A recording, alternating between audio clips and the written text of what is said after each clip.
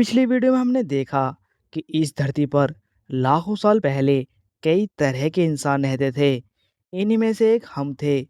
हम आज के इंसान यानी कि सैपियंस 1.5 लाख साल पहले तक पूर्वी अफ्रीका में रहते थे। उसके बाद हम सैपियंस ने अफ्रीका से निकलकर पूरी दुनिया में फैलना शुरू किया। जहाँ जहाँ हमसे अलग तरह के इंसान रह रहे थे, हम सैपियंस ने सबको मारकर इस दुनिया से उनका सफाया कर दिया। अब हम अकेले एक ही तरह के इंसान इस धरती पर हैं। आज की वीडियो में हम यही देखेंगे, ऐसा सैपियंस ने क्या करा कि उसने लड़ाई में सबको हरा दिया। तो चलिए शुरू करते हैं। सैपियंस ने सबको लड़ाई में हरा दिया। इसका सबसे बड़ा कारण था हमारी भाषा, हमारी लैंग्वेज। सैपियंस के पास भाषा थी।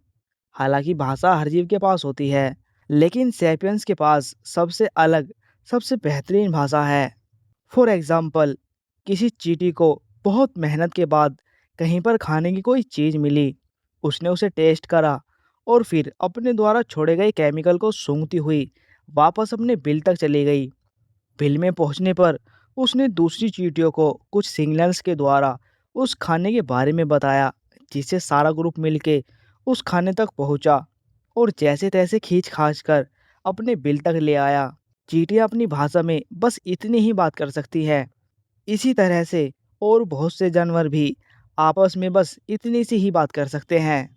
जैसे शेरनी अपने बच्चों को पालती है, अपनी लैंग्वेज में उन्हें लाइफ को जीने के कई गुण सिखाती है, लेकिन कभी भी अपनी लैंग्वेज में ये नहीं कर सकती कि चलो खाली बैठी है तो अपनी लाइफ की कुछ बातें अपने बच्चों को बता दे कि बच्चों, मैं बहुत बहादुर हूँ, मैंने बहुत बड़े बड़े शिकार कर रखे हैं। इतने शिकार तो तुम्हारे पापा ने भी नहीं कर रखे। वो तो आधे से ज़्यादा शिकार जो मैं करके लाती हूँ उसे खाते हैं, इसलिए मैं तुम्हारे पापा से ज़्यादा बहादुर हूँ। ऐसी बातें इस धरती पर केवल हम सैपियंस ही कर सकते हैं। इसलिए हम सैपियंस की भाषा दुनिया की सबसे अनोखी और सबसे बेहतरीन भाषा है। हजारों साल पहले जब सैपियंस के ग्रुप में से कोई सैपियंस किसी दूसरे प्राणी से लड़ने जाता था, तो वापस आकर अपनी लैंग्वेज में उसका हुलिया बड़े अच्छे से बताता था। वो कैसा है, उसके पास कितनी ताकत है, उसकी क्या क्या कमजोरियां हैं। जिसके बाद सैपियंस का ग्रुप एक दमदार प्लानिंग करता था और प्लानिंग के दम पर अपने दुश्मन को आसानी से मार देता था। तो इस तरह से सैपियंस ने अपनी भाषा यानी अपनी लैंग्वेज की ताकत से इस धरती पर जितने भी तरह के इंसान थे सबको खत्म कर दिया। अब हम अकेले एक ही तरह के इंसान इस धरती पर हैं। भले ही हम गोरे हों, काले हों, छोटे हों, बड़े हों, भारत के हों या जापान के हों, इस धरती पर कहीं के भी हो, हम सब हैं सैपियंस ही। हमारी भाषा की एक यही खास बात नहीं है कि इससे हम बड़े अच्छे तरीके से बात कर सकते हैं, एक बेहतरीन प्लानिंग कर सकते हैं, बल्कि इससे अलग हमारी भाषा की एक खास बात और है। ये हमें उन चीज़ों की भी जानकारी दे सकती है जो इस दुनिया में नहीं है। अब तक की ज्ञात जानकारी के मुताबिक केवल सैपियंस ही उन चीज़ों के बारे में बात कर सकते हैं जो उन्होंने ना तो कभी देखी है, ना कभी सूंघी है, ना कभी छुई है। जैसे स्वर्ग या नर्क।